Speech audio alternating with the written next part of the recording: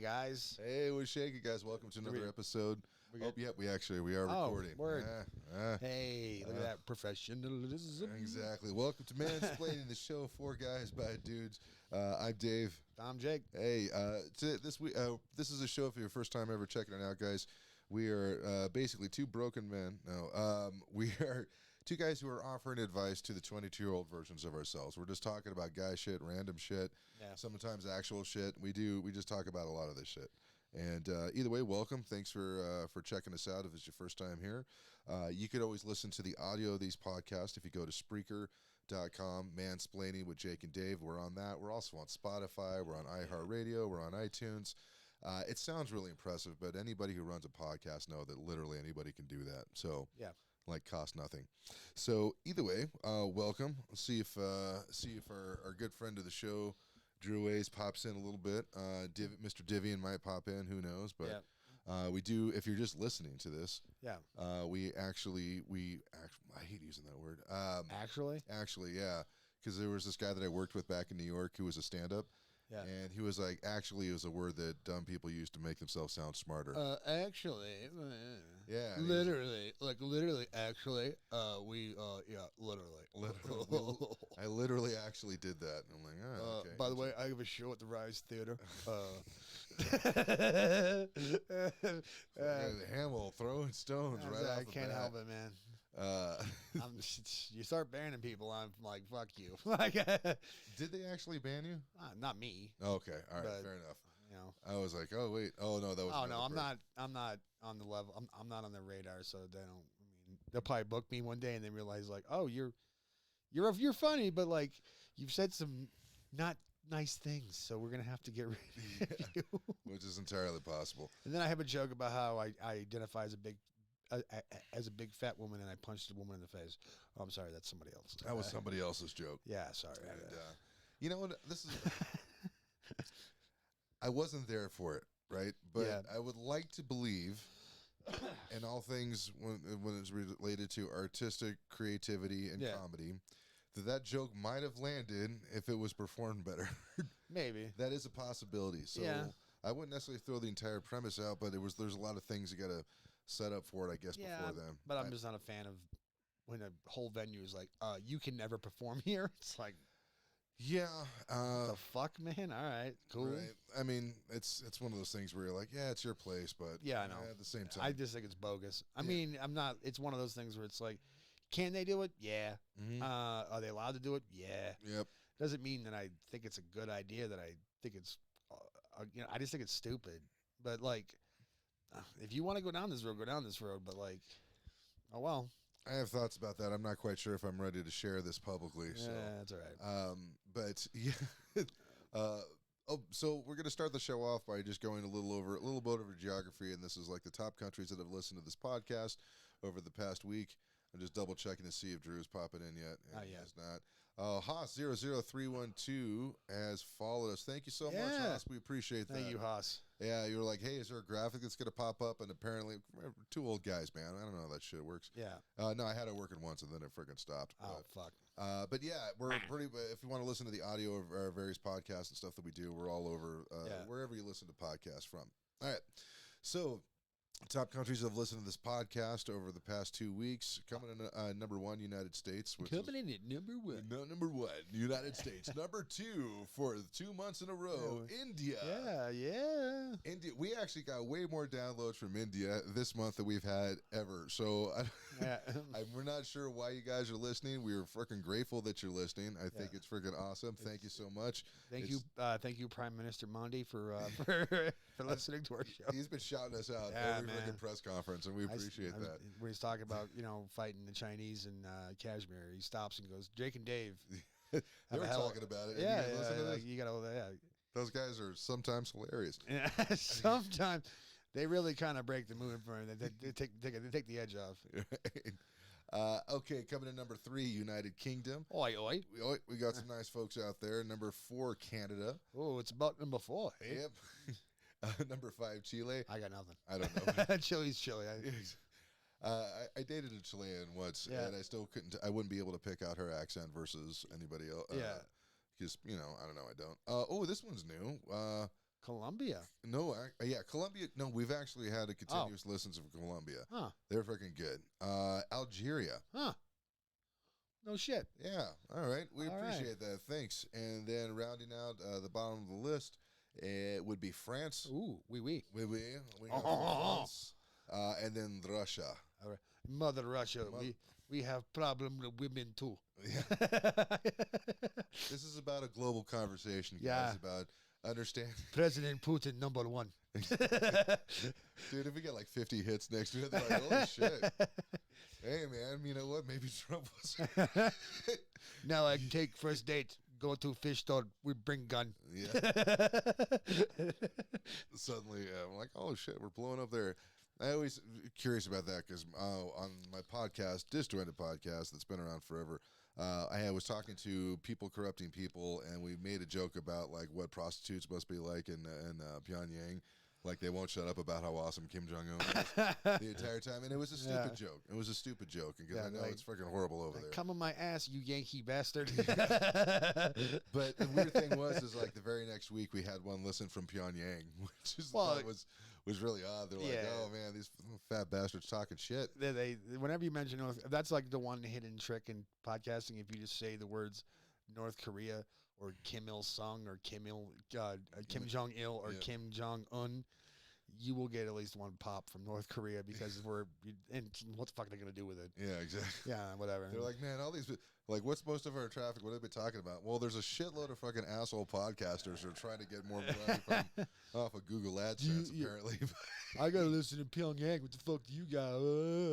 Yeah, that's the ultimate podcast of like freaking flex. So Kim Jong Un. A great leader or the greatest leader? We'll be discussing this tonight. Yeah. So, okay. Let's get back to where it was. All right, so the title of this week's episode is we got some sad news. Yeah. And we do, guys, once again, we were not invited to the High Plains Comedy Festival. Yeah. That's just... There's a couple different reasons for it. Number one, we didn't even try to get on. Yeah, I know. We didn't. I don't even know who the hell runs it. I don't know their name. They don't know my name. Yeah, so no. There's that. So I've met Adam Cadenholm one time and I pissed him off. So right. That was because of fairness, it was for baseball reasons. But yeah, exactly. In all fairness, Adam Cadenholm should never try to. Actually, nobody. If you ever see Jake Hamill anywhere near a baseball stadium, just don't try to talk to him. Don't. I mean, unless it's about the Red Sox or some shit, but like I'm gonna have some spicy opinions about baseball. Yeah, exactly. It's kind of like there's Jacob Hamill and then there's baseball Hamill. Yes. All right, baseball Hamill is ruthless. Yeah. He can't wait to tell somebody to go fuck it. I'm the guy that stands up in the middle of like when they show at Coors Field. They'll show 2007 World Series highlights, but they won't actually show the 2007 World Series highlights. They'll just show them winning the NLCS, and I'm like, hey. Where are the highlights? Oh, that's right. You guys got your asses swept by my fucking favorite team. Oh, you did. It wasn't even fucking close. You got your head stove the fuck in. So, fuck you. And we're not rivals, by the way. So, right. You know what I'm saying? That's what confuses most of the people. Yeah. They're like, why is he getting so aggressive? We're not rivals. He's like, another thing. Yeah, you motherfucker. But yeah, we are deeply saddened that we will not be performing at the High Plains Comedy Festival. I was really looking forward to putting that thing on my profile photo. I know. I know, man. It's just that banner that says, "Hey, I'm doing a thing." Yep. You know, man. I really wanted to put that on there. I mean, it never had before, you know. But like, I might have this time if you would have let me. Like, hey, I mean, it's just it is what it is. Okay. You know what the thing is? Let's say I know it sounds like we're shitting on this festival. Because we are. Yeah. and actually, we mean that when we say, like, I've made no attempt. I've been in Denver for the past, 8-9 years. I've never made an attempt to get on this festival whatsoever. The first two, I thought I had a shot. And then I went to this. They used to, I'm not sure if they didn't do it anymore, but they used to have, like, a fucking open mic that everyone went to. Like, it was an open mic during the festival, which was fucking rad. Like, as much shit as maybe me, definitely me, maybe you. I'm not sure. I don't want to throw you under the bus. Right. But who kind of rant and rave sometimes privately about what's going on here. I I do like seeing everybody. Mm. I really do. I honestly do. I don't hate on anybody. I just get frustrated and annoyed with how some people just have their heads firmly up their own ass about how awesome they are. That shit's a fucking huge red flag, and it drives me nuts. So Which is everywhere. That's not. yeah, That's not. not It's just, but like it's localized, so I kind of complain about it. And I live here, right. so but other than that, like I genuinely like seeing these people. But like that's when I started to realize like I'm not gonna ever really do this ever, which is whatever, you know. Well, It's your festivals are thing. one thing. Like, okay, there's different types of festivals, I think, right? Yeah, I never Now- really applied to any before anyway, so I mean that's Yeah, and that's the thing is, and that's one of the things I actually kind of need to. But I also got to pick which festival that I'm trying to get. So, like, what are you trying to accomplish? Are you trying to get work from like people who book colleges? Yeah. Because there's festivals for that where they're trying to find new talent. Yeah, what's that called? Like the NC something or other. That's like there's like a show you do somewhere in, I want to say it's like in Nashville, Mm-hmm. and it's a big convention. Like you go there, you do like a thing, or like you meet somebody, or there's an actual show you do, and then a bunch of bookers who book college shows will see you do that show, and then that's how you get your booking. Yeah, exactly. Yeah. So it's, um, Which anybody who does a college nowadays is good luck with that shit. yeah, exactly. But I'm sure there's a lot of people out there that are really they would like, Yeah. hey, dude, you can make it. I don't know. You could make a decent amount of a living from that. You could Yeah. also do that by doing cruise ships and stuff like that. And there's Yeah. a lot of ways and stuff that you can. It makes sense to get in front of as many people as possible. So they're like industry festivals and stuff. I think you give. So like when I look at a festival, I would be like, all right, so what am I trying to accomplish? Because if I'm trying to be on this festival for just the sake of being on a festival, then that's probably not the best use of my time or money, unless I just want to have it on my resume. Yeah. So I think there's that, but and this happens with every type of just group of people. I'm not freaking shitting on on the other comics and stuff, but once you kind of develop a certain hierarchy of what's funny, or the people who are most successful, the people that aren't, which is fine. I Yeah. totally get that. There's the reason, like people who work harder and and climb up that ladder and stuff. More power to them. I'm not Yeah. shitting on that, but there's also a lot of folks that basically try to be friends with the people who are working really hard, and they try to raise themselves and stuff by group, Yeah. by association and The stuff. old grab onto their coattails, sycophantic type of shit. Yeah. Which, once again, if somebody who's doing that as entertainers and like actors and all that other shit, that happens all the time. But Yeah. thing is, in order to kind of hang in there with it, you kind of have to keep working as hard as the person that you're kind of grabbing onto anyways. Yeah. And if you're doing that, I would say, all right, you're working, you're getting better. But I think I've been trying to avoid using this phrase, and I've been going to more mics lately than I've been in the past, and which I still need to go to more. I need to hit up every one of those mics that's on my list. I really need to hit up. Yeah. And which I'm in the process of doing that. But I see I've seen comics that go up there and eat a plate of shit, right? It happens. Especially if they're first, like, they're young comics, like been doing it for less than 5 years. I've done it recently. Yeah, everybody, dude. I've been doing it for a long time, and I go up there and eat shit. That's definitely just part of the business. That's one of those things. That's how you get to the good shit. But you can understand that when you're on a mic with a bunch of people who are just starting out, and it's freaking horrible. There's nothing entertaining about it. You're just waiting to go up. You wait for two comics to go after you just to be polite, and that's what I do. Okay. All right. But when I see stuff, when I've seen comics that I've been in the same scene with for 10 years now, or 8 years, or however long it's been. Yeah. Okay, and they're still doing about at the same level of what they were doing before. I'm kind of like, what the fuck? Like, That's my nightmare. yeah, I'm afraid of being that too. So maybe that's why I'm projecting, I guess. No, yeah, no, I that's an I see that there's certain people I see around that I'm like, I can't be them. Mhm. If I become them, I'm gonna fucking probably kill myself. Like I'm saying, no, I'm not gonna name anybody. I'm just saying there's certain people I see around that I'm just like, if I'm ever like this, please someone shoot me in the fucking face and put me out of my fucking misery. Right. But like I just it's but yet when you get older and older and older and you start like realizing you've been doing it for a while. He's getting a phone call from the past. No, yeah, exactly. No, I just want to make sure that the audio is still going through. Okay, that's it. But no, it's I don't know. It's kind of hard because like you want to criticize, but you don't want to sound bitter about it. Yeah, and it's super. I think we're pretty much already past that because the reason why I'm drinking coffee is because they go along with the bitterness that's already in my mouth in the first place. And I don't want to sound like one of those guys who's like, fucking fine, have your fucking stupid show. No, it's not that at all. It's like, in fact, you fucking have fun with that, man. It should be. It looks like it could be a lot of fun. Yeah. But like the fact is that, like, well, maybe I'm just that just it. Sometimes things aren't built for you. Yeah.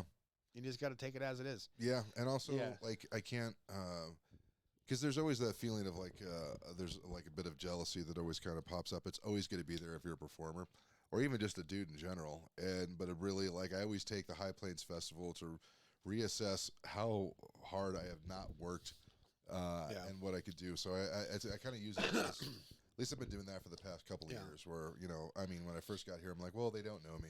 And like, I honestly didn't know how festivals worked anyways. So Well, I mean, also, like, man, I mean, I only went to 2 open mics in Phoenix, so I don't really know how the scene goes there.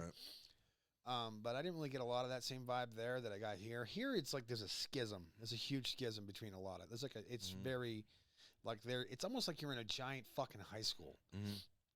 You know, there's like the popular kids, and there's the fucking outcasts, and there's the tryhards, and there's the druggies, and there's the this, there's the that. Yeah, that is weird. Actually, you know what? The comedy scene has turned into kind of like a high school. It's fucking weird when you're like I just turned 40. When you're fucking like kind of like at this age, you know, it's fucking annoying. Like, I went to high school, dude. If I was born the day I graduated, I'd be old enough to buy beer. That's how long ago I graduated from high school, and I fucking hated high school when I was fucking in it. It was so lame and fucking dumb. I couldn't wait to be done with it. Right. And now that I'm like trying to pursue this thing that I'm doing, and it's like having to go to high school all over again, it's like, are you fucking shitting me, man? Like, I'm just like, I'm a grown ass man. I don't need to fucking, you know what I'm saying? Right. Like, did you hear what Bobby said about you? I don't give a fuck. Right.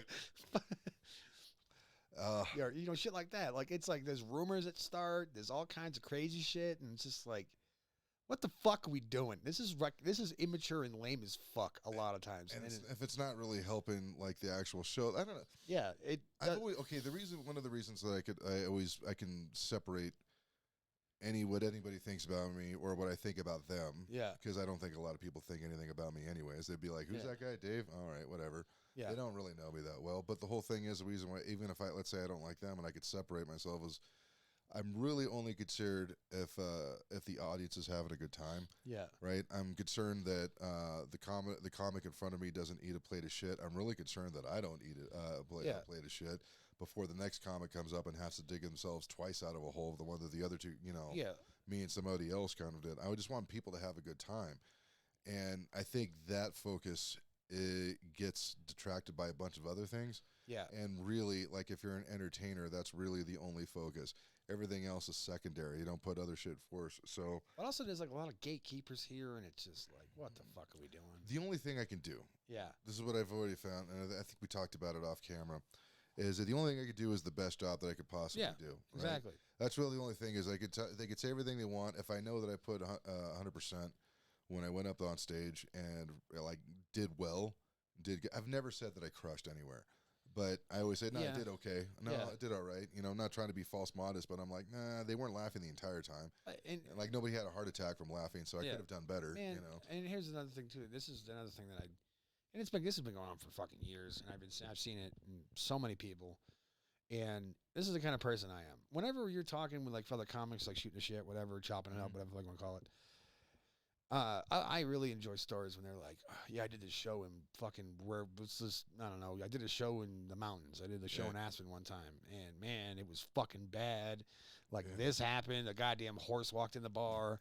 You know, fucking, there was nobody there. No one gave a shit. One guy threw a drink at me. Like, I want to fucking hear those stories. Right. I don't want to hear stories being like, yeah, man, like, so, like, walked into the comedy race, man, and I fucking crushed, bruh. I was fucking amazing. You should have seen it, man. It was, like, fucking great. Like, dude, nobody could have done better than me. It was fucking, because I'm fucking awesome. Like, I don't want to hear that story, man. Yep. Because that's, A, it's kind of what you're supposed to fucking do. And B, like, it's just lame. I don't want to fucking hear your success. Like, dude, we're fucking comedians. We're fucking just fucked up people. See, I try not to talk about anything I've done really well, just because I know the jealous, petty nature of comedians. Yeah. I'm like, nah, that's why I'm like, nah, I did okay. Because they'll go behind your back and ask people who were there, like, did he really do that well? Yeah, exactly. Did he crush? Did he really crush? Yeah, and if the person kind of doesn't like it, they'll give you, like, somewhat of the benefit of the doubt. They'll be like, well, I mean, you know, he did okay, but, like, the room was already hot. Like, it doesn't matter. Fight something, basically. Yeah. Like, I mean, in all fairness, man, the freaking Joker put his laughing gas in there before he went on stage, so it was like totally. Yeah. Like anybody could have crushed that room. Yeah, like, you know, like it was just full of like Rogan fans, like, so it doesn't matter. Like, Right. just fucking dude. That's the thing about stand up that like I've realized over the past years or so. It's like how like as much as we want to pretend like we're a quote community, we're not a fucking community at all. No, it's fucking everyone's out for themselves. They have all kind of like formed their own little clans and shit, and Right. then like they'll fucking try whatever they can to throw you off the path and all this shit. And there's no unity in this motherfucker, man. You hitting me right now? They're really okay. When I first got to, There is kind of, but like only for certain people. all right, this is what I thought Yeah. when I first got to Denver. I was really surprised because I came here, I think 2013, 14, around there. I got here 2012. Yeah. Yeah, and I was really shocked at how supportive the community was Yeah. because it was different than how it was in Phoenix. Phoenix, there wasn't at the time when because I started comedy in, let's see, 2012, 2011, somewhere around that. And it's not like everybody was a horrible dick to each other, but there was no, hey, can I give you a tag for this? Hey, let's hang out. It was kind of like everybody, I mean, a few people were friends, but for the most part, it was all a bunch of individuals. Yeah. That's what I was kind of expecting anyways. When you get to Denver and you start to get to know some of the people here, and you're like, oh, hanging out, and became more about also hanging out with your friends as well as trying to get better comedy. And then, which I thought was great, but I'm like, this is really, really unique because this is not how it would be in any other scene. Yeah. There's good and bad about that. So, because one of the things that everybody was so chummy with each other, like you never want to tell your friend, I'm like, dude, you're kind of doing the same shit you were doing 3 years ago. You haven't really gotten better. Are you really serious about this? You might want to put some work in it, or maybe get out of town, try doing comedy somewhere else, do a restart, get something, you know. And nobody really wants to hurt anybody else's feelings like that, which I totally get. I'm from the land of hurt feelings. I'm Yeah. from fucking New England. Everyone hurts your feelings for no fucking for fun. Just for fun. They're like, hey, you got a zit on your face, fucko. Like they'll tell you that shit in public. You know, they don't give a fuck. They walk around with a black eye for it. Yeah, I'm not. So it's one of those things where there was the lack of, like, there's always going to be competitive shit when it comes to like shows and entertainment and stuff. But I don't think the scene, we did ourselves any, I was going to say disservice or service, that trying to pretend that competition wasn't there, because it was there. Yeah. But it wasn't out in front, so it kind of had to be kind of, I don't know, I won't say it's sneaky, but it was basically, it was poisoned at that point. Yeah. Because at some point that whole competition and all that other stuff, it's got to seep through, and they're like, oh shit, you know.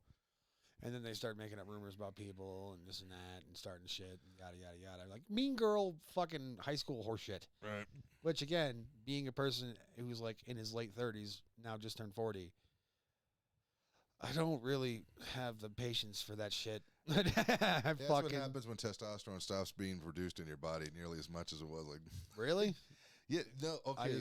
Because I feel, I mean, my dick gets hard still. What's going on? No, you still have testosterone. You're just not creating as much as you did when you're in your 20s. That's why this whole thing about rational thought and being able to actually think about stuff instead of just react and wanting to be a caveman all the time. Oh, that means that it's okay. So it's like, all right, I see what you're saying. Yeah. All right. It's kind of like guys get an early menopause for a bit where they'll finally, like, their body starts kind of calming down a bit.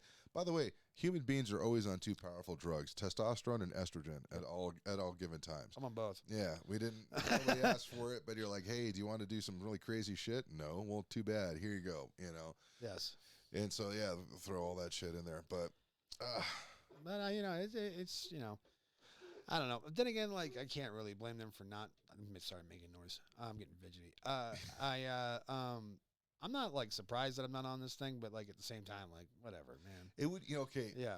pure ego fantasy. Uh-huh. It would be awesome if I didn't have to do any work to get on any festival. And they're like, Dave, we think you're so great. We wanted to contact you and see if you would like to be part of this thing that we've built, that we've promoted, that you've done nothing for. We just want to put your name on it. Yeah. So that way you can get all this great shit just because you're awesome. Yeah, that's not how this works. That's not how it works. That's why I'm not trashing the actual, like, if you're on it, fucking God bless, and have fun and fucking crush. That shows that you're working way harder at this career than I am. So I'm like, fuck, I got to step up my shit. Yeah. So that's where but at the same time, like, I like taking the piss out of shit, honestly. It's pure bitterness. No, it's like just bitterness. It's just like, I mean, I understand you're proud to do something like this and all that you stuff. Should be. But like, I've literally seen comics yell at dudes who like I don't want to say question their authority, but like kind of poke fun at them. Oh, And they get mad, like, and they'll start yelling at him, like, do you know who the fuck I opened for last week at Comedy Rex? You fucking show me respect. And it's like, what in the fuck is happening?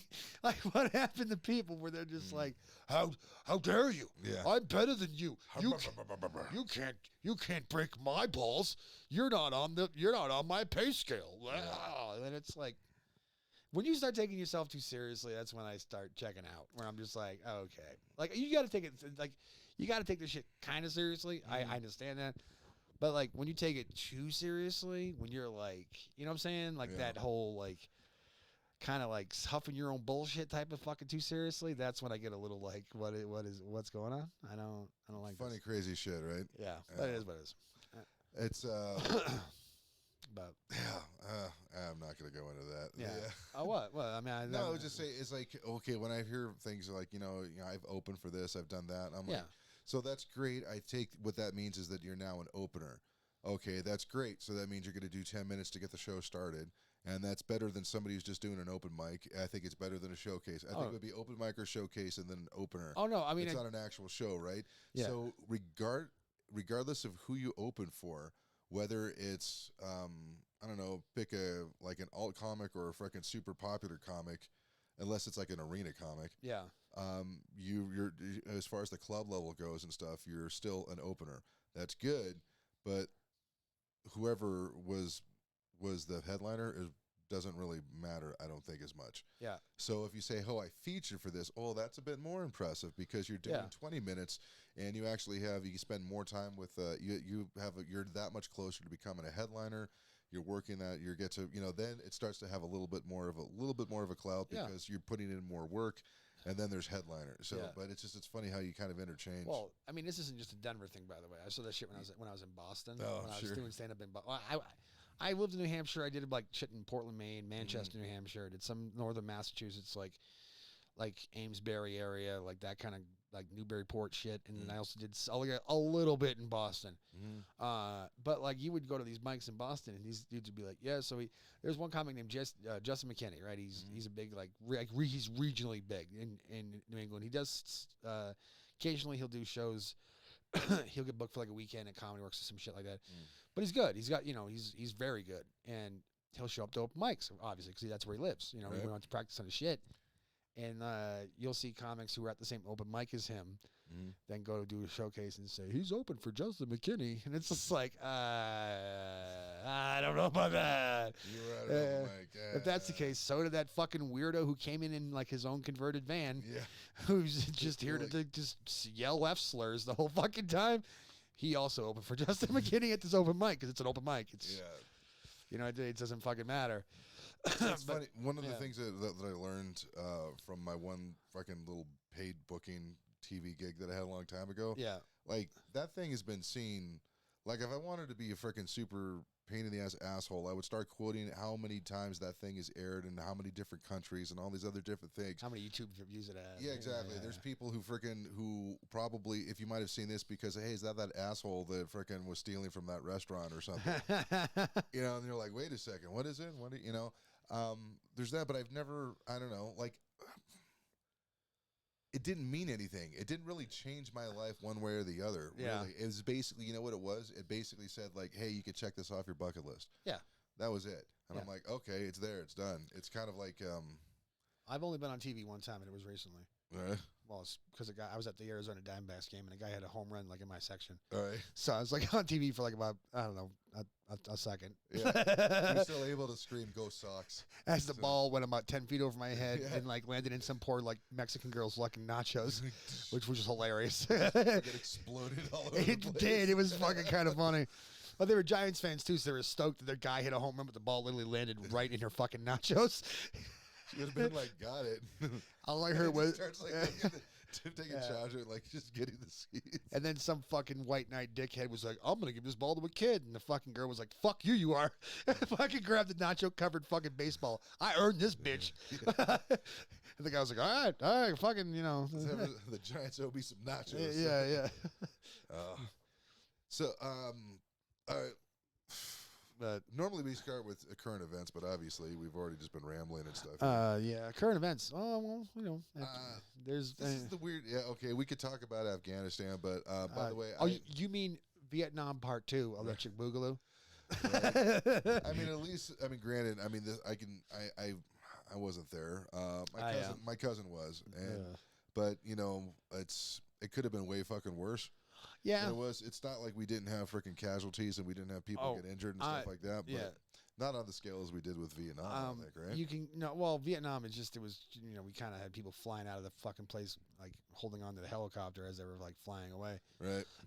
Which is kind of what happened this time. Right. It was just the fact that how we did it. And I'm for us getting the fuck out of there. By the way, right. I'm not one of those people that's like, we gotta stay there and fight. Look what happened when we fucking left. It all went to shit. Blah blah blah blah blah. Listen. It was 20 years. They literally could have, the people who were born at the initial thing, they could have been like actually to be freaking soldiers at that point. They would have been 20 years old. Let's just say hypothetically, right? If Biden was like, all of a sudden he woke up tomorrow and was like, fuck this, we're going back in there. I'm putting 120,000 more troops in there. We're going to fucking do it. And we would get shit stabilized again. And then eventually we'd have to leave again. And then it would just happen all over again. This is never going to change. The Taliban is just going to hide in the fucking mountains and wait us the fuck out, because that's what they do. And then when we kind of start going like, oh, okay, we got this shit finished, and then we start fucking leaving, that's when the Taliban comes out of the mountains and goes, hi, guys, remember us? We're in charge again now. That's what's going to happen. And I'd be curious to figure out, like, because I'm actually not trying to throw shade on the Afghan military, because, once again, I don't live there, and I don't know how they felt about the government that was in place. And so maybe they're like, man, these guys aren't going to stick up for us, or they're like, fuck this, I'm not dealing with this, you know. Yeah. I'm not going to fight. This isn't something that I'm going to fight for. And they're like, whatever, here it is. But the one thing that was so strange is when I see, and I don't know, like, oh, we just left a bunch of shit there. And I'm like, we forgot to hire Wile E. Coyote with a big fucking magnet to walk in there and just put like a thing with a big Acme thing, and then boom, take all the weapons back and stuff. I'm like, You know, I don't know if it's still the case, but the Taliban at one point had the most Apache helicopters in the second most attack helicopters, like Apache helicopters, the second most in the world. Right. Because we left a bunch there, because we're like, hey, Afghan for special you guys forces. are gonna need this, right? And Yeah, like, sure, we're totally like, by the way, this is yours. Yeah, like, what? Not dealing with it. I mean, you imagine if you were like a helicopter pilot and knew how to fly one of those things, right? And then I'm like, listen, we're giving up anyways. He's like, well, I gotta go. Why? Because I know how to fly this, and I know how to, like, I don't want to be anywhere near here, you know? Because they're going to freaking try to teach me. And I'm like, yeah, like, it's not like that's something you could just wake up, like, oh, no, it's super easy to fly one of those things. Like, I'm sure it isn't, But we should have pulled out of there, like, 10 fucking years ago. You know what we should have done? This was what should have happened. This is what I think we all signed up for back in 2001. We wanted to get Bin Laden. So we're like, fucking get him. So we get him trapped in Tora Bora, and then we fucked that up. He got away and went to Pakistan. Now, if we would have got, like, the plan was get him, either kill him or bring him back for justice, and then we're done there. We're done. But they decided that we're like, hey, no, we're going to terraform a fucking democracy in this bitch. And that's not how it works. You can't astroturf democracy. If they don't fucking want it, they don't want it. Yeah. I know it sounds like a great idea, but in reality, some places you just don't want that shit. Right. That's what happens every fucking time we try this shit. Hey, you got democracy, and then they go to vote, and it's like, you just voted for a tyrannical government. Yeah, but that's what we like. Right. Then we get mad at them for doing it, and it's like, well, I mean, and then like all of our fucking shit's a waste. It's just a fucking waste of time and money and energy and lives. Right. And we don't need to fucking do this shit anymore. I mean, we're not, it's just... I'm curious to see how the Taliban kind of moves forward, because it's like, on one hand, you would think that, like, hey, if we're going to go back to the way things were, I'm like, you do understand the more fucked up shit you do, the more of the stuff that gets out there, it gives more reason for foreign people to come back in. Yeah. So maybe they're gonna be like, all right, this is a new thing we're doing, and because now they have to do. I mean, it's one thing to try to overthrow a government; it's a different thing to try to run a government. Yeah. So it's easier to destroy than build. Yeah, and so let's see what happens. We're like, all right, we're gonna start opening up trade, and we got all the heroin. You guys want, like, we got all these minerals and stuff. We could set things up for it. You know, I mean, they do have an opportunity, but they got a gas pipeline. I know that big natural gas pipeline. Seriously, it's like one of the biggest ones in the world that they have. I think running into. They had it running through Russia or some shit like that, and went into like Europe, I think, to like Germany. But like now, Taliban has that motherfucker. Now they're gonna do whatever the fuck they want with it. Right. And if they're smart, they're going to be like, all right, guys, let's get to work. We're going to build up Afghanistan. This is our country. We're going to do this. Even if they're probably, I mean, try to put some type of rainbows and unicorns spin on something to be like, try to get, like, they could either spend all their energy trying to work against the people, or they're like, all right, maybe we got to. Well, I don't think they're going to be like suddenly get all like the Taliban's not going to get all freaking woke and be like, you know what, guys, we need to start changing things. That's not. They say that they say shit like that, then they turn around and like fucking paint over pictures of models because they're not being modest enough and all this shit like that, and they're gonna stop teaching women math probably soon. I'd imagine, dude, and all kinds of weird shit like that because they're the Taliban. And that's what they do, and it's kind of funny when you see all these woke assholes who like whenever you start being like, hey, that's a weird thing that this culture does, and like, well, it's their culture, and the moment that it goes against what they want. Then they get mad, but you can just go, well, dude, it's their culture. That's what they want to do. Right. And, you know, I mean, that's now you're force feeding. Now you're forcing them to live the life that you want them to live, and that's not right either. Granted, I'm not saying that like even if it's a better life, it's still something about forcing your ideals on. Yeah, it doesn't matter. You really can't. Weird. Yeah, they do that shit all the time, and it's like that was one of the rallying cries. Be careful of this, my fucking liberal friends. They're gonna try and tug at your heartstrings by telling you that to treat women like shit and all this stuff like that, and they're gonna try and suck you back into this fucking war, and just don't fall for it. I mean, if they're doing this shit, they're doing this shit. It sucks, but I mean, we cannot be the fucking feelings police of the fucking world, man. We can't be doing this. I think what they've done is they planted the seeds for I wouldn't say I mean, I hope so. For an evolution when it comes to feminism stuff in the Middle East, because they've had 20 years of having at least like a big brother there and everything to kind of, I don't know, at least kind of lay the seeds for it. So now that they've had a taste of the fact of like, oh, maybe it's a good idea to educate our daughters and all this other stuff. I mean, they're like, so maybe that. So when the Taliban comes, it's like, no, all this stuff is ended. They're like, now they know at least what it was like to have it. So there's more of an upswell. Yeah, you're going to get a fight if you're going to try and take it away. Yeah, but I mean, at the same time, like it would be really weird if there's like, oh, like. This would be great if Biden's like, by the way, I made sure everybody had a Pornhub account before I left. So now these guys who've never seen titties on their phone are watching until they're masturbating. So good luck with that. Try to stop that, Taliban. Yeah, no, There's no way we could do that. We can't do it in any country. People just love watching porn. Yeah, I mean, that's, you know, when you don't get laid, that's what you got to, I mean, I'm speaking from experience. Yep. Oh, that's sad as fuck. All right. So there's for the personal early advice that we've or something that I'm kind of working through right now. We're all talked out about Afghanistan, aren't we? You think? Oh yeah. I mean, we could do like another 20 years and then pull out and do it again. But exactly. And you're like, dude, that was a pointless podcast you did for 20 years, and they're like, well, yeah, we're going back again because we feel like we weren't done. Yeah, we had more pod to cast. Yes. So one of the things a reason why I left my previous day job to my current day job is because I didn't want to be in charge of anything. It was I couldn't focus on the other. Now that I see, I wasn't using my time wisely. So even though I was blaming my old job for getting in the way of comedy, now that I have a job that's a schedule where I'm wide open to do comedy, I find myself it's harder to get motivated to get out of the house and shit. Yeah. So I'm like, okay, all right. But the whole thing is that in my previous job, I took on a lot of responsibility. And this job didn't have so much, but when there's a problem and I'm 98% confident that I could fix it because I've fixed problems like that before, it's very difficult, and that problem pisses me off a lot and affects me. I'm like, I have to try to do something to fix it, otherwise I can't stand to hear myself complain about this. Yeah. You know what I mean? Because I just start sounding like a bitch. I was going to say that. I remember my dad complaining about work all the time. Oh. And it was one of those things where, like, well, you're the one who keeps choosing to go to work there. That never made any sense to me. Yeah. You know, like, he would complain about management, but he didn't really want to be, you know.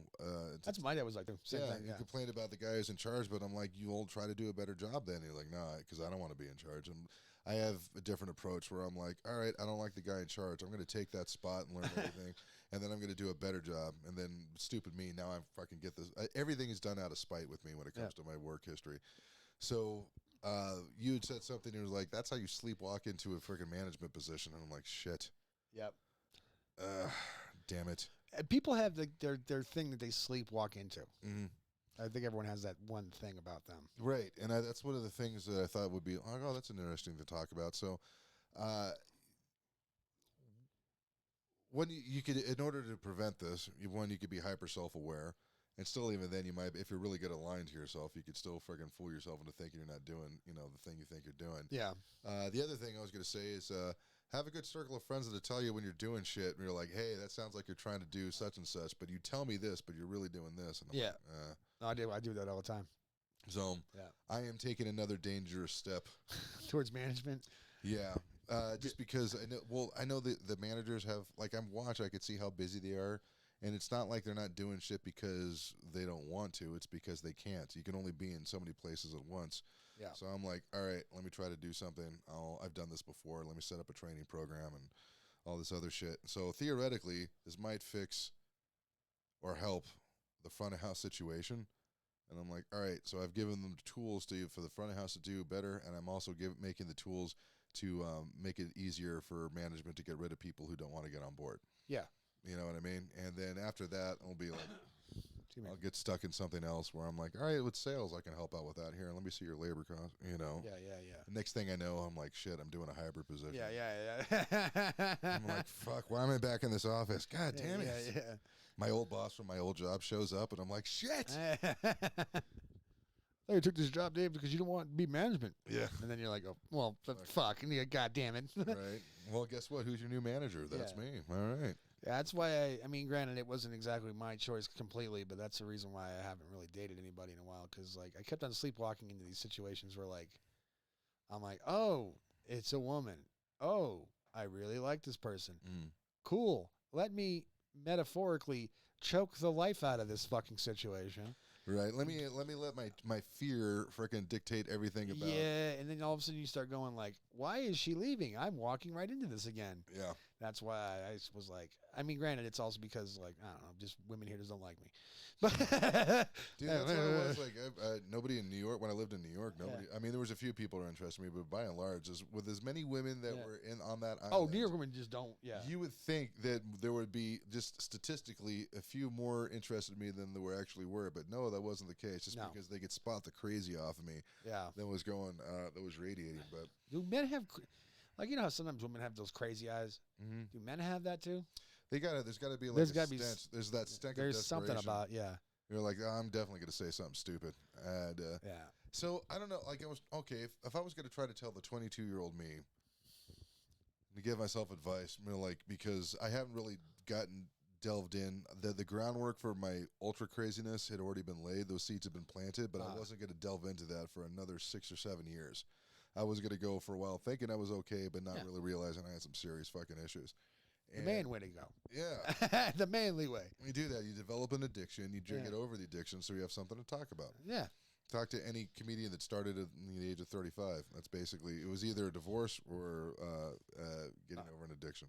Yeah, no, I mean, I was getting over a divorce. That's why I'm doing this right now. Right. Exactly. Yeah. By the way, guys, I don't know if you know this, but watching this podcast actually qualifies as community service. It does. So. Yeah. I mean, I ran over 2 people one time. That's how I got the show. Yeah. Exactly. I backed over them at a Goodwill. I mean, one of them had Down syndrome, and I felt real bad, so they gave me extra time. Yeah. That's why. Did that. But no, I remember, like, this is something that I think we definitely had a comment. So, like, a girl's interested in me. That's awesome. That first week is amazing, especially that first week where you're just having sex, having fun, going out, partying and stuff. And then usually about for the 3rd or 4th date, now I start planning out the rest of my life with this person. And I start thinking, hey, I need to do something good for them. Otherwise, they're going to find before they find out what the real me is like, and then leave me. And then, or I'd start sabotaging this. Or my thing, because I was big time codependent. How can I help this person be a better person? Yeah. And how soon can I move in? And man, ooh, it was rough. Ooh. Yeah, I did that so many times, and it was just kind of like, holy shit. And I never got to the point. Oh, God. Oh no, it took me a long time to figure out like how to break that habit. Yeah. Because once I basically had to break in the cycle. It was like, okay, if this person, like you meet somebody, they just want to have fun over a weekend or something, which that does happen occasionally. And just to take it for what it is, take every conversation for what it is instead of trying to see how it's going to fit into the history of the next 20 years and shit. And basically, and I've said this before on the podcast, everything that I wanted this other person to think about me, I had to do that for myself. So I wasn't dependent on, like, if I need, okay, let's say I need somebody who's going to be really supportive and who's going to understand, like, the deepest, darkest parts of me, right? And who's going to fucking be able to stick it out. I'm like, all right, cool, you got to do that for yourself first. Yeah. And once I was able to do that, then I'm like, oh, I think I'm ready for a relationship. And then I met Jenny, and we've been together for 10 years next month. Yeah. Fucking 10 years. It's going to be, and I'm Goddamn. looking at the date. Yeah. Really? Yeah, and it's been awesome. Like, it's out there, but time flies when you're fucking. Yeah. You know, when you that's why time for me is at a crawl. Slow. Did you ever see like fucking half-speed slow-mo. Did you ever see fucking there was a skit that Tom Hanks and John Lovitz would do on Saturday Night Live where they'd be like, hello, goodbye. Wasn't even worth a second look. Like, didn't even notice I was on the face of this planet. Rejected again. Yeah. And I don't know. That's like every dude out there. But so I don't know. I don't think we have like any clear advice that we would give to folks to young men. Just take care of yourself. I mean, don't be like a sociopathic fucking deluded idiot about it. I'm saying, don't be like me. But at the same time, like if you know you're fucked up, and you start kind of like getting a hold of like what makes you fucked up, or you want to go down that rabbit hole, and you want to try and fix that shit. You want to find out what that ting ting sound in the engine of your soul is, right? And you got to fucking fix that shit because you're tired of fucking dating the same kind of women over and over and over and over and over again. And having the same argument, having the same heartbreak that you've had before. And you blame them because who else are you going to fucking blame yourself? Why would you do that for? You're not the problem. You might actually fix something. Yeah, fuck, why do that? Yeah. Be toxic, motherfucker. Exactly. Get on a podcast. Yeah. Call it mansplaining. Do whatever. Yeah. But like, I mean, at the same time, like, you just got to and then look at yourself and go, yeah, maybe I'm not ready to have things like that right now. Maybe I got to like figure this out. Maybe I got to like, I mean, you want to be like, I just turned 40. As you can tell by my indigestion because I'm talking the way I'm talking. Yeah, you didn't have this last week. Yeah, what the fuck? Yeah, my back hurt. The morning I woke up being 40, my back hurt. It was a fucking, my sciatic nerve kicked in. I was like, you son of a bitch. 40. I got the 40 back. I got the 40 back. That's a good one. 50's going to be rough. My balls are going to, I bet you like the day I turn 50, I'm going to like wake up, my balls are going to be like automatically down to my knees. Like overnight, like you stand up and they immediately bam hit the ground. You're like, oh. They unfurl like one of those long like Roman texts that they just fucking with the two dowel things. The cat comes along and starts pouncing on him. Like, no, he doesn't pounce on me like fucking. He needs it and fucking uses it as a blanket or as like a fucking as a pillow. He can't go to work because the cat keeps biting his balls because he doesn't want to let go. Because he's all like nuzzled in. But no, I mean, you start to kind of like then. I mean, granted, like you mentioned the testosterone thing, maybe that's what it is. But like, you start to then kind of look at like, hey, like, what am I bringing to the fucking table here? Right. You gotta also remember that, like, yeah, like you can have your being confident's fine, but don't be like I actually have a confidence issue. Like I always had like that. I don't have the but I'm just too real of what the fuck's happening. Like I don't try to sugarcoat or bullshit it. But also at the same time, I never really fixed it. I just kind of was like, well, okay, that's just what it is. And just let it go. But in reality, it's because I didn't really want to put the effort in to fucking fix it. Now I'm trying to do that. It's like I'm 40, and it is what it is. So you just gotta, at least you're doing something. Right. Well, this is the weird thing. This is another trap that kind of sounded familiar that I would go into. If you don't fix, one of the reasons not to fix them, because that means you're going to change as a person, or at least when I had to fix my own shit, it sounds stupid, but I got so used to that pain or that angst or whatever that I couldn't imagine my life without it. Yeah. And I would rather stay with the devil I know of than have to evolve and find something else that I have to deal with. Yeah. And it took me a while to really, I mean, I still have those freaking issues, man.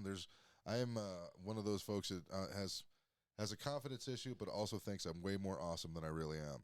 So I have these two things going in completely different directions. But, yeah, I remember getting to the point where actually seeing this shit. And I'm like, oh, this is stuff I got to fix. Or even when you look back on my worst relationship that was the most abusive, that it was like when I was 22, and the girl that I was seeing, she moved out to be with me, which it was a big manic move right there. That was like really, really crazy. I've done that before, by the way. Oh yeah, exactly. And it was kind of like, hey, let's give it a shot at happiness, man. We're gonna try to be happy.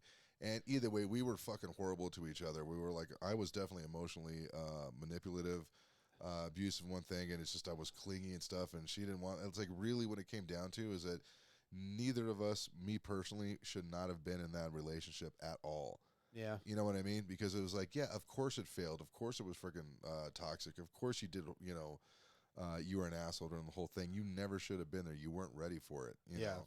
You had so much shit going on, and you try to hope that somebody else who was also equally fucked up was going to fix it. Yeah. And, you know, I'm like, oh, shit. And at least there was, if you could see that, it's a way to put away that angst or that anger, or at least for me, I was like, I could finally stop being angry and stop holding that scab on over my soul that I've kept on there for 20 years. Yeah. And I was like, oh, I could finally let it go. And like, it sounds so douchey. Was able to at least not only forgive the situation, but forgive myself for putting myself in that situation. Yeah. Because I'm like, ideally, you didn't frickin' know any better. You didn't know you shouldn't do that. You know, like if I was put in that same situation today, there were so many red flags that I would see even within myself and stuff. I'm like, yeah, this isn't a good idea. Oh yeah, I mean, you're 19. You're not looking at shit like that. Yeah, at 21. no. It's no. I mean, that was the thing with my marriage when it blew up. I think my ex-wife thought that she was doing me, which she actually was doing me a favor, weirdly enough. But at the same time, I think she thought that that's how I felt immediately. Mm-hmm. I was bummed the fuck out, obviously. I was fucking depressed. I was like, holy fuck, like my whole world's ended. All this shit, you know what I mean? And I just didn't know where to go. I didn't know what, in any way, shape, or form, like emotionally, physically, anything. And, but like, it was, it took me a while to realize the fact that, like, it was probably a good thing. Because there's no way I could have, my life would be totally different if I stuck with it, with her. And I think we both would have been fucking miserable, to be honest with you. Yeah, more likely. Because I've seen it. I know people who remind me a lot of my marriage. I'll see that. And the part I see, though, I don't know, I'm doing the fucking Texas Longhorn symbol. Yeah. Yeah, well, hook 'em. Should do this. Yeah, hook 'em. Yeah. Anyway. No, but like, I don't understand how anyone could be together with somebody when like that, when the like is gone, not the love, the like. Yeah. When you don't like each other, what the fuck is the point of this? Right. And I think towards the end of we started not liking each other, and then once that happens, it's all over with. Mm-hmm. But like, I mean, at some point, like you got to be able to just like acknowledge what the fuck's going on and realize this isn't working. Yeah. And then when it's not working, you got to figure out either A, how do I fix this, or B, should we just close up shop and be done with this shit? Right. Like, pick a direction, but like you got to do something because right now it's not looking good. And I've seen so many couples, at least 3 or 4 in my life, like in the past 5 or 6 years, where like you could fucking tell like this shit is done. Right. But they don't want to admit it, and they both know it, but they don't want to admit it. Mm-hmm. So they just drag it out. And then one of them does something fucking heinous, like fucks their friend or fucks some guy that they work with or, you know, or some chick that they work with. They cheat on them. Put it on OnlyFans. Yeah, do something crazy like that. And then they kind of make it happen by being a piece of shit. When all it would have taken is for you two to sit down and be like, yo, this ain't working. What do you feel? You feeling like this is working? Yeah. And then they're going to go, no. And you're like, well, see, yeah, it's not working. So do you want to just be done with this? Right. That way you don't piss them off, and that way they'll still be in your life, at least in some way, shape, or form. Right. Like, I'm not really friends with chicks that I've dated. I'm just not. Like, once we break up, I don't know. I ain't one of those guys that's like, I'm going to be your friend. No, fuck that. Oh, I've been friends with some of them. I can't do it. Yeah. Can't do it. I can't do it. It wasn't immediate and everything, you know. But, by the way, Drew A's finally fucking jumped in, Hey, man. what's up, Drew? Yes, it only took him 11 years to figure that out. As far as that, yeah. No, I just can't do it. It's a me thing, not a them thing. The me part is basically, if I'm always hanging around you after we break up, no, I'm going to assume at some point I have a chance again. No, dude, that was that was also part of me not wanting to let go of something, you know, because it was that whole fear of abandonment, all the other shit. I'm like, I could still be friends.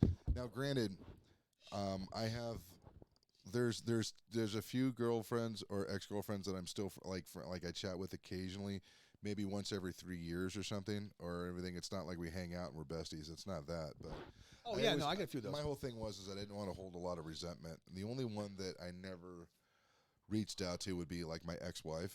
Yeah. Oh yeah. Just because I'm like, dude, like, it was her decision whether or not she wanted to be friends, and I've seen the fact that I cheated on her a lot. It's up to like I could totally understand why she doesn't want to be friends. Like I get that, you know.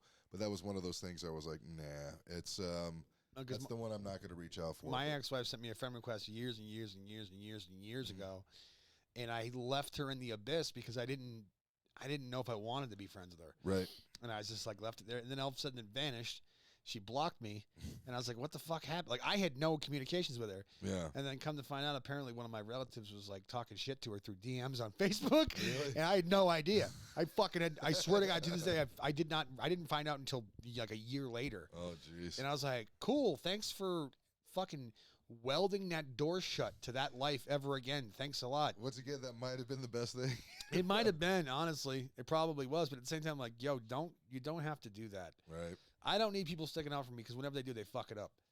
For the most part, you know what I mean? Like, it's especially family members because they take it way too personal, and I appreciate it, but at the same time, like, don't handle it differently. No, don't, man. It's fuck. Plus, with my family, they're fucking crazy. Yeah. They're out of their fucking minds. Even like the women are fucking out of their minds, and I'd say that with the utmost respect. In case they ever come out to California. Yeah. They don't want. I don't want them stabbing me in the face. Right.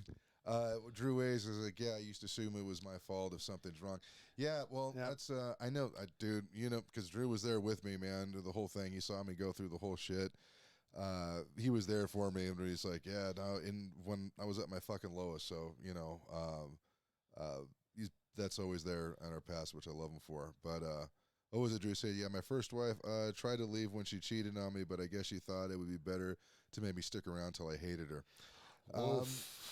Yeah, that was, and I'm saying this with all due respect and stuff because, you know, I love Johnny and Tegan, and I'm not going to freaking talk shit about their mom, but everybody had their issues in that whole situation, just some more so than others. There was nothing that you could have done to try to freaking help and stuff. That was just you know, it was just rough. Yeah, they know she's well. I know they do, but I'm like I said, I'm not gonna go and be like, let me tell you how crazy this. You know, your mother stinks. I mean, I'm just kidding. I mean, it was. You don't want to be rude, dude. I've seen times with some of the most freaking manic, like fucking crazy, aggressive, psychotic stuff, and I mean that I've seen her do. Yeah, and that's still nothing compared to what Drew saw her do. Oh yeah, because when you're married, you're gonna you get like a VIP level entrance to like her life, and it's like, hey. Yeah, I don't know. My ex-wife had a lot of insecurities about like her parents just not giving a shit. Says neither one of them talked to her, and I'm like, that's probably for the best, man. My brother's going through that right now. His oldest son, his baby mama's a little bit, you know. Yeah. And yeah, like I don't like her because she. I mean, I don't have any proof, but I would if I would bet my rent check on the fact that she stole from me and my ex-wife when they stayed with us a couple times, and like big time shit, like stole her parents' wedding rings and shit, and hawked them. You know, she's like a felon, like an ex-felon for check fraud and all kinds of shit like that. And wait a second, Drew, I think you might know the same. Holy shit! No, there was I mean, I have certain feelings about all this stuff, but I always think about there was this great, weird moment when I was watching Kill Bill 2. Yeah. Because after I watch Kill Bill, you're all on board with the bride and everything, and she's going to kill a Sidewinder, played by Michael Madsen, and he gets the upper hand and freaking, puts her and buries her alive and all this stuff. Yeah. But one of the last thing he says, he was like, and that's for breaking my brother's heart. Oof. And I'm like, yeah, I know exactly how he feels. I know exactly how he feels and stuff, even though he's the bad guy in this stuff. But, I mean, just what he says, that's for breaking my brother's heart. Like, he knows his brother's a piece of shit. Not that I think you're a piece of shit, Drew. I don't. But but the whole, as far as, like, his older brother, Bill, who's this freaking criminal mastermind and all this other stuff, you know. Feel free to share a part of my life on the show. Seriously, most of my life is fable. It's fable? I'm like, wait a second, Drew told me this was real. I totally lied to you. I'm like, and then I sprinkled some magic dust on her. Right. But you know what? I feel good about this episode because we actually talked about some serious shit instead of just bitching about a bunch of stuff, which I was really happy with. Yeah, we got that out of the way in the first 20 minutes because we didn't make the High Plains Comedy Festival.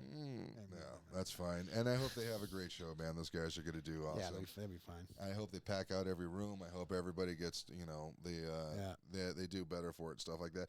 I just use it for fuel for myself, man, and just be like, no. I had a set over at Drat's Brewery over the one of Jacob Erdman's show in Loveland. Oh, he's great. I was happy with the set that I had. I recorded it. I had a good, decent recording from it, and I'm like, okay, I got what I wanted. I made people laugh. Everything's cool. That's it. And then I'm like, now on to the next one and try to do better. So, what else? Other than that, what else we gonna do? Yeah, I mean, I'm not gonna like show up there and boo everyone. I'm just because or like. Try and do stupid shit. But if I thought it would make me funnier, I would. But it's not going to make me funny. It would be kind of funny if you showed up with like a trash can and started banging it like in the crowd. Like I like it's an Astros game. This is where this show belongs. BJ's. Missed that part. Sorry. Yeah. Like the wholesale company, the ones where you could buy 2 bags of cereal in one box. Could be, I don't know, like a Costco type of thing. Yeah. Do we have any plugs and stuff that we should do before we as we're around? I don't have anything at the moment. I mean, you have a show in September, right? That's up in the air, possibly. Really? Yeah, I don't know. Maybe. Okay. Sorry, I'm not I didn't sure. mean to bring up a sore subject on there. No. It's not that. There's like a scheduling thing. I got to talk to them about it. So that's why. And fair enough. Also, I don't know if I have a show. If I already booked a show months ago in Utah, maybe, and that same day. So I got to figure that out. Fair enough. That's why I'm like, yee.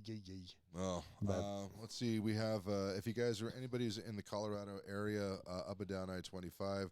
There's a list of open mics in Colorado Springs, as well as Boulder, as well as Denver. And you go to coopenmics.com or denvercomedy.net. Hell yeah. I have to update that thing and check over like all the different times and stuff to make sure they're correct. But, it's just one of those things I'm only going to do like once a month anyways and be like, oh, okay. But, yeah, go check it out so that way you guys know what mic is what. And you can go I don't put reviews or anything on there. I saw somebody do that once. It was, I think, in the Phoenix scene. Why? Where they made a list of open mics, but they put a paragraph of what they thought about the mic, and they were trying to be funny with it. And before at the very end, it was like, oh, this is where it is and what date and time. And I'm like, you piece of shit. Just fucking put the info down, you dickhead. Like, you don't. What the fuck? Why? I don't want to hear your fucking opinion about it. Like, this is. Not you. I'm just saying. No, I don't want to hear my opinion. Yeah, well, man, that's you're basically right. It's like imagine going to the Yellow Pages, you're trying to find a plumber, and under every listing, it's like the guy who wrote the ad is like, well, actually, they came in late. Like I don't fucking care. Like that's why they invented Yelp, motherfucker. Like, find a way to basically because they made protection rackets illegal, so they created Yelp. God, yeah, right. But, if you guys go check that out and you can find a list of different open mics, I always say mic at your own risk. Some of those mics are different than others. So, go check it out. Something like if you're just starting out, I would say go and just watch and, make an investment in your time and say, all right, is this something I want to try? Because some mics are freaking rough, man. And there's just a bunch of hecklers and there's a bunch of other shit. And other mics are like, hey, man, they're more welcoming and open and stuff. So trying to figure out which one you want to do. And let's see. Other than that, I have my other podcast, a Disjointed Podcast. That's also on Spreaker. That's also on all the other wherever you find podcasts from. You also have the You People Show. Mondays at like 6-ish. We start. We didn't do it last week because producer James started this new medication that makes him very, very, very, very, very tired, and it fucked him all up. So we had to take the fucking week off. Shit. Which, hey, I get it. Sometimes you got like he's been having a hard time sleeping. Internet, a megaphone for idiots. Yeah, no, you're not wrong. Yeah. That's why we have a show. Nailed that one. Nailed it. No, but he's taking like some sort of like it's not Ambien, but it's like a non-narcotic version of that. So like he'll take the pill and like 20 minutes later he's like doing one of like the as opposed to doing the natural way of smoking a blunt and cranking one out and just be like, all right, time for bed. That's my NyQuil, man. Yeah, exactly. Oh, dude, also I know we're about to leave, but I just wanted to get this one out there. Okay. So I had purchased some marijuana recently. Yes, I know. And Federally, that's illegal here. well, no, I mean, the way I bought it too was super illegal, both state and not. I mean, allegedly. I mean, Yeah. there's a guy that looks like me who has this stuff. It's not. It's not me. It's a friend. Anyway,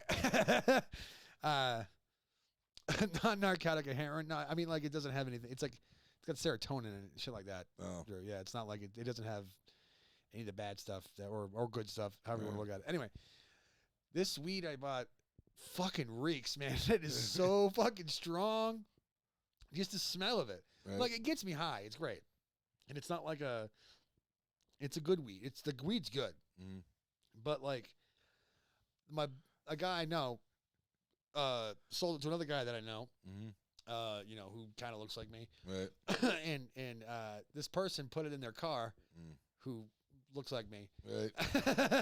Put it in his car. And then when went back to the car to go drive home from work, or wherever they were, Yeah.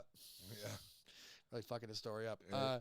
Went to go leave, and the whole car reeked as if it like you had smoked 3 blunts in the fucking thing.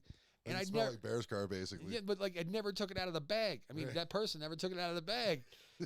And so that person rolling probable cause and stuff. Like, dude, if you drive next to a school with that car, you're definitely going away.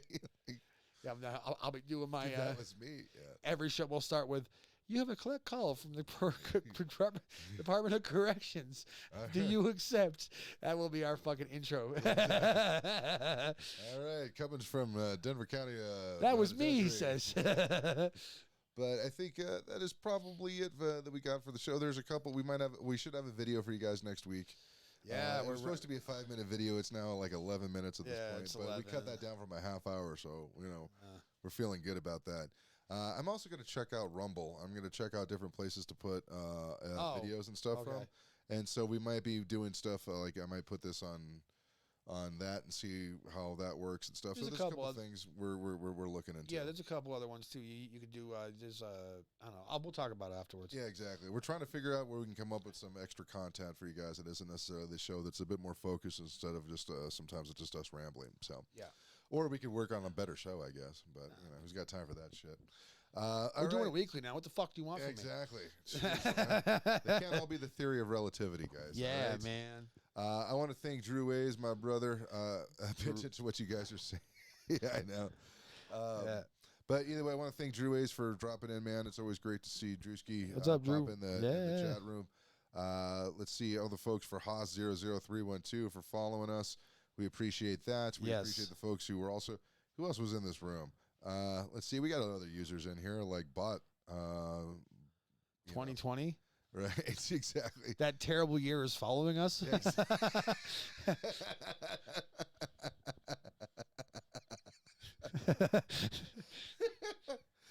Like that's, dude, this show is doomed. All right. Exactly. Signing off for Mansplaining. I'm Dave. I'm Jake. Stay toxic. Yeah. Hook 'em.